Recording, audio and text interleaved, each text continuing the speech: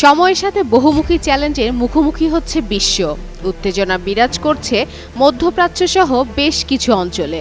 এমন অবস্থায় বড় হুমকির মুখে পড়তে যাচ্ছে ইউরোপ, এমনই শঙ্কা প্রকাশ করেছেন ফ্রান্সের প্রেসিডেন্ট ইমানুয়েল ম্যাক্রো। তিনি বলছেন, ইউরোপের স্বাধীনতা বর্তমানে এমন এক ভয়াবহ হুমকির মুখে পড়েছে যেটা দ্বিতীয় বিশ্বযুদ্ধের পর আর কখনো দেখা যায়নি। সোমবার এক প্রতিবেদনে এই তথ্য জানিয়েছে ব্রিটিশ সংবাদ মাধ্যম বিবিসি।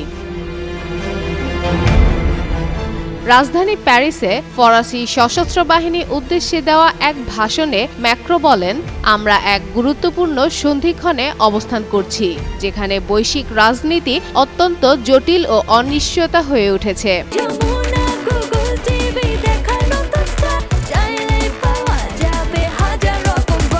আগামী বছরে প্রতিরক্ষা ব্যয়ে আগের বছরের থেকে ৩.৫ বিলিয়ন ইউরো বাড়াবে, আর ২০২৭ সালে বাড়ানো হবে ৩ বিলিয়ন ইউরো। রাশিয়ার হুমকি কথা উল্লেখ করে ম্যাক্রো সাম্রাজ্যবাদী নীতি ও দখলের নিন্দাও করেন। ম্যাক্রোর প্রস্তাবিত পরিকল্পনা অনুযায়ী আগামী ২ বছরের মধ্যে বাজেট দাঁড়াবে ৬৪ বিলিয়ন ইউরোতে। তবে এই প্রস্তাব ফরাসি পার্লামেন্টের অনুমোদনের অপেক্ষায় আছে। বাস্তিল দিবসের আগের দিনে দেওয়া এই বক্তব্যে ফরাসি প্রেসিডেন্ট আরও যোগ করে বলেন, এই পৃথিবীতে স্বাধীন থাকতে হলে ভয় পাওয়াতে হয়, আর ভয় পাওয়াতে হলে শক্তিশালী হতে হয়।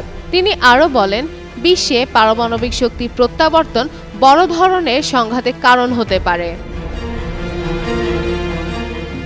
ম্যাক্রো পারমাণবিক হুমকির প্রত্যাবর্তন এবং জটিলতা, হাইব্রিড সংঘাতের উত্থানের কথাও তুলে ধরেন, আর এর জন্য শক্তিশালী সামরিক ক্ষমতা এবং জাতীয় প্রস্তুতি প্রয়োজন বলেও মনে করছেন। ম্যাক্রো ভাষণে ইরানে যুক্তরাষ্ট্রের বোমাবর্ষণ এবং ভারত ও পাকিস্তানের সংঘাতের কথাও টেনে আনেন। এদিকে ফরাসি সেনাবাহিনী প্রধান থিয়েরি বারকাট গত শুক্রবার বলেন, রাশিয়া ফ্রান্সকে ইউরোপে তার প্রধান প্রতিদ্বন্দ্বী হিসেবে দেখে। তিনি সতর্ক করে বলেন, ইউক্রেনে এখন যা ঘটছে তার মাধ্যমেই আগামী দিনে ইউরোপের অবস্থান ঠিক হয়ে যাচ্ছে।